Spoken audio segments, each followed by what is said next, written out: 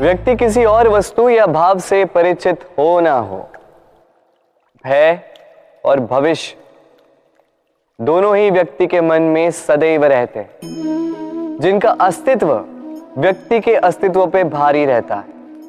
विचित्र है ना? वह वो है जिसे आप नहीं जानते, जो अनजान है, और इसी कारण आपको भय लगता है कि ना जाने क्या होगा। भविष्य वो है जो अब तक घटा ही नहीं, तो जो घटा ही नहीं उसके विषय में चिंता क्यों? आपके हाथ में है वर्तमान।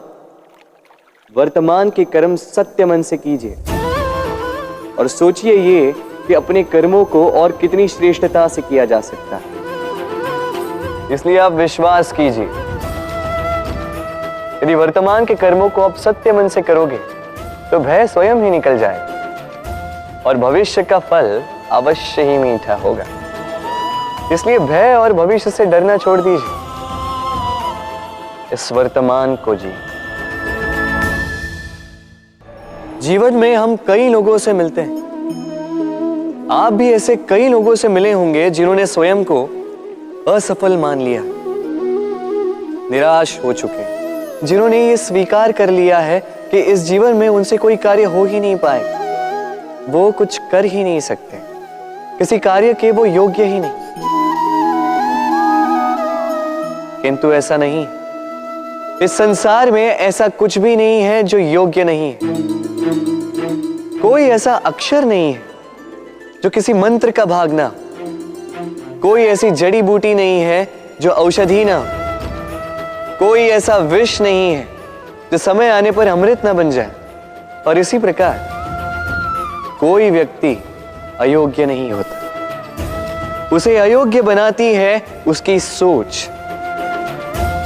इसलिए स्वयं को जानो, जान जाओगे कि आप क्या हो। अपने अंतर मन को जगाएं।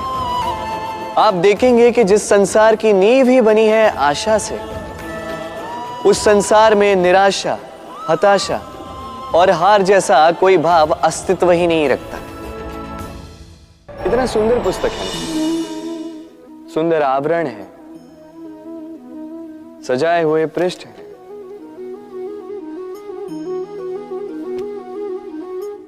किंतु क्या ये सत्य में अद्भुत पुस्तक कहलाने की पात्र है? क्या इसमें जो लिखा है वो सत्य है, प्रेरणादायी है, हमारे लिए मूल्यवान है? कैसे निश्चय लिया जाए इस बात का? अब आप सोचेंगे कि सीधी सी बात है, आवरण को देख के पुस्तक की गुणवत्ता कैसे जानी जा सकती? इसके लिए तो आपको उसे पढ़ना होगा, उसे समझना होगा, समय देना होगा, है ना? बिल्कुल उचित सोच रहे हैं आप।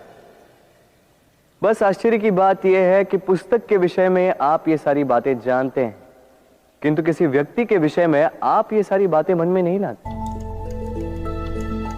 व्यक्ति का मूल्यांकन भी उसके वस्त्रों से, उसके शारीरिक रूप से या उसकी सुंदरता से नहीं किया जा सकता। उसके लिए आपको उस व्यक्ति को पढ़ना होगा, उसे समझना होगा, उसे समय देना होगा। पर हम क्या करते हैं?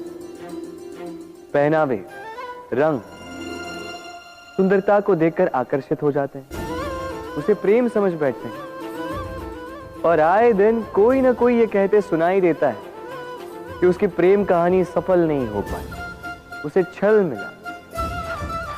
किंतु इसमें दोष किसी और का नहीं, स्वयं आपका है। आपने उस व्यक्ति को समय नहीं दिया, आपने उस व्यक्ति के विचार नहीं परखे।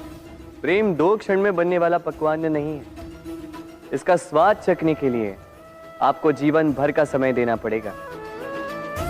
तो समय दीजिए, एक दूसरे के रूप से नहीं, आत्मा से जुड़ी, निश्चित ही मन प्रसन्नता से कह उठेगा, राधे राधे। हम में ऐसा कोई नहीं होगा जिसने वृक्षों को ना देखा, वृक्षों पे इन पक्षियों को ना देखा, इनके घोंसलों को ना देखा, इन पक्षियों को अपने छोटे छोटे बच्चों को भोजन कराते ना देखा। संसार का सबसे ममत्व वाला दृश्य होता है। चिड़िया दूर से अपनी चोंच में दाना भरकर लाती, स्वयं भोजन करने में असक्षम संतान की चोंच में डालती है, स्वयं भूखी रहकर निस्वार्थ निश्चलता से। और जब संतान के पंख निकल आते हैं, वो उसे उड़ना सिखाती और उसके पश्चात उसे स्वतंत्र कर देती है अपना जीवन जीने के लिए, इस आकाश में उड़ान भरने के लिए। और हम मनुष्य क्या करते हैं?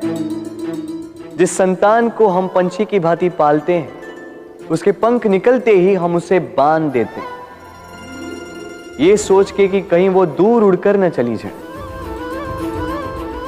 ऐसा नहीं कि इस स्थिति में माता पिता को संतान से प्रेम नहीं है, अवश्य, किंतु इसमें प्रेम पर मोह भारी पड़ जाता है, जो स्वयं अपने और संतान के भविष्य के बीच में बाधा बन जाता है।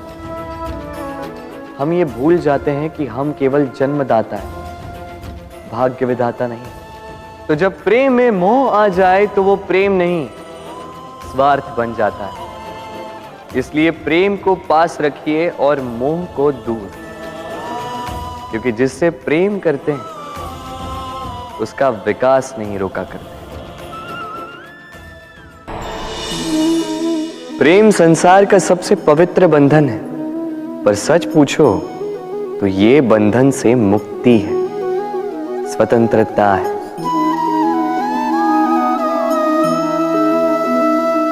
नहीं समझे? समझाता हूं।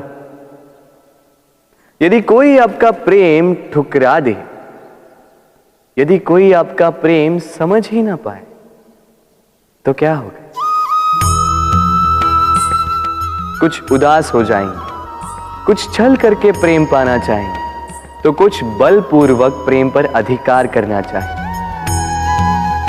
किंतु यह आवश्यक नहीं कि जिससे आप प्रेम करते हो उसे भी आपसे प्रेम, क्योंकि प्रेम कोई वस्तु नहीं है, न राज्य है, न धन जिसे आप बल से अपने वश में कर सको। प्रेम वो शक्ति है जो आपके लिए हर बंधन तोड़ सकती है, किंतु स्वयं किसी बंधन में नहीं फंसती।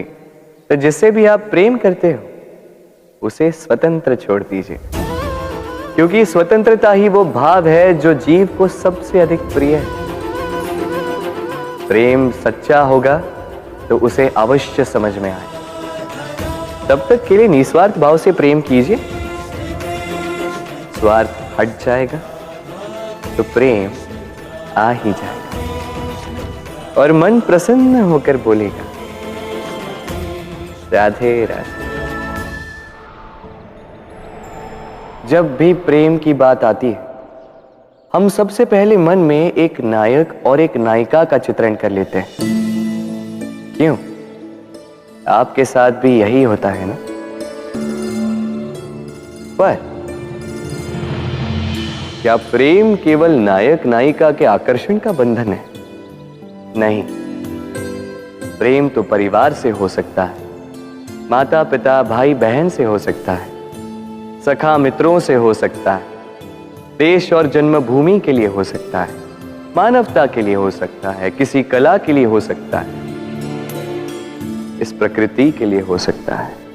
पर प्रेम कभी उस पन्ने पर लिखा ही नहीं जा सकता जिस पर पहले ही बहुत कुछ लिखा हो। जैसे एक भरी मटकी में और पानी आ ही नहीं सकता। तो यदि प्रेम को पाना है तो मन को खाली करना होगा, अपनी इच्छाएं, अपना सुख सब त्याग कर समर्पण करना होगा। अपने मन से व्यापार हटा दो, तभी प्यार मिलेगा और मन प्रसन्न होकर बोलेगा, राधे राधे।